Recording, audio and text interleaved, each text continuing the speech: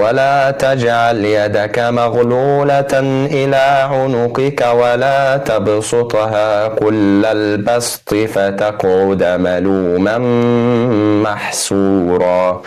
اول شهر معاك كان ماشي ازاي؟ يعني اول شهر انا ما عملت زي كل الناس طبعا، تجري تحجز عند دروس ومدرسين والكلام ده، وزي ما قلت لك انا بحب التوسط في كل حاجه. دي كنت يعني مميز فيها. بداتها بالراحه كده، اللي هو ايه، مدرسين بالراحه، اخترت بالراحه، ظبطت بالراحه مواعيد دروسي، مواعيد مش عارفه ايه كله.